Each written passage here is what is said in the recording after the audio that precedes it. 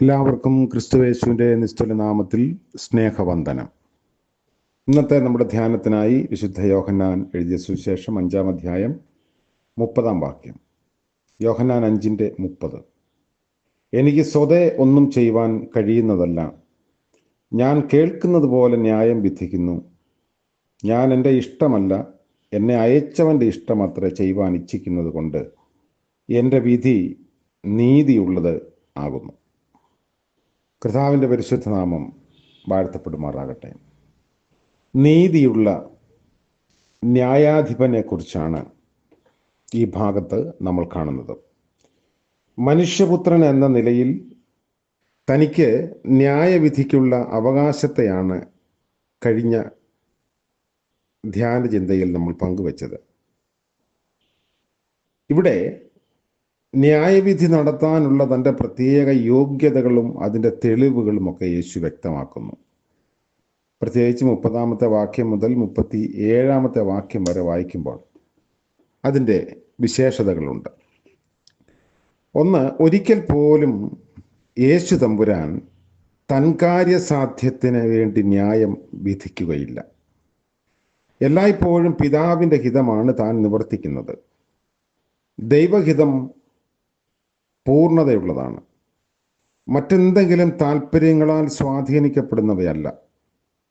ദൈവഹിതത്താൽ നിയന്ത്രിക്കപ്പെടുന്നത് കൊണ്ടാണ് സത്യസന്ധമായി ന്യായം വിധിക്കാൻ യേശുവിന് കഴിയുന്നത്. ദൈവഹിതത്തിൻ്റെ മൂർത്ത രൂപമാണ് യേശു തമ്പുരാൻ. അതുകൊണ്ടാണ് യേശു സത്യമായി തീരുന്നതും അവിടുത്തെ വിധികൾ ന്യായമായും തീരുന്നതും. രണ്ടാമത്, യേശുവിനെ കുറിച്ചുള്ള ഈ സത്യത്തിന് യോഹന്നാൻ സ്നാപകൻ സാക്ഷ്യം വഹിച്ചിരുന്നു. സ്നാപകന്റെ ശുശ്രൂഷകളാൽ ഒരു സമയത്തേക്ക് യഹൂദർ ആവേശം കൊള്ളുകയും യോഹന്നാനിൽ നിന്നും അവർ ജ്ഞാനോദയം സ്വീകരിക്കുകയും ചെയ്തിരുന്നു. വീശുമുറം കയ്യിലുള്ളവനെ കുറിച്ച് യോഹന്നാന്റെ സാക്ഷ്യം യോഹന്നാന് ശേഷവും പ്രസക്തവും നിലനിൽക്കുന്നതുമാണ്. അഗ്നിജ്വാലയ്ക്ക് സമാനമായ കണ്ണുകൾ സകലവും ദർശിക്കുകയും ഓരോ കാര്യങ്ങളുടെയും അന്തർഭാഗത്തിലെ സത്യങ്ങൾ അറിയുകയും ചെയ്യുന്നു. അതുകൊണ്ട് മനുഷ്യർ വിധിക്കും പോലെയല്ല യേശു വിധിക്കുന്നത്. മൂന്നാമത്, എന്നാൽ യേശു അവകാശപ്പെട്ടത് തന്നെക്കുറിച്ചുള്ള ഏറ്റവും വലിയ സാക്ഷ്യം തൻ്റെ തന്നെ പ്രവൃത്തികളാണ് എന്നതാണ്. താൻ സ്വർഗത്തിൽ നിന്നും അയക്കപ്പെട്ടവനാണ് എന്നതിൻ്റെ നേർസാക്ഷ്യങ്ങളാണ് യേശുവിലൂടെ നിർവഹിക്കപ്പെടുന്ന അടയാളങ്ങൾ.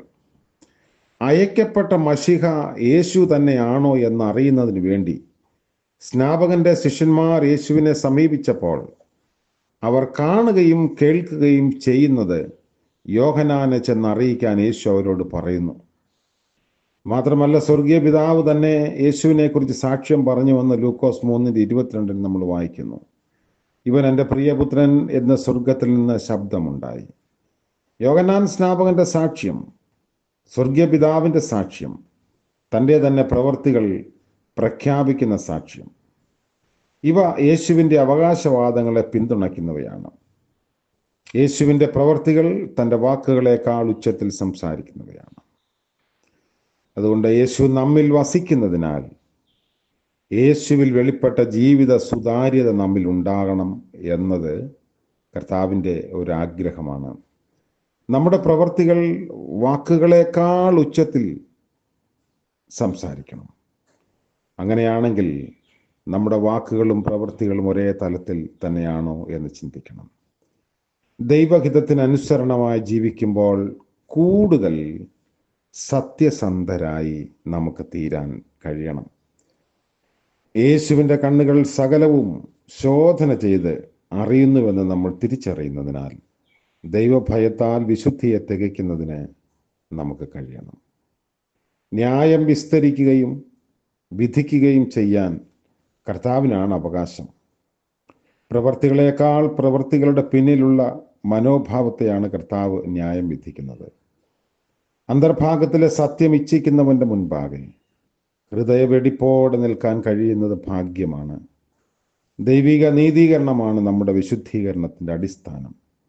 അത് നാം അറിഞ്ഞിരിക്കേണ്ടുന്ന വസ്തുതയാണ്.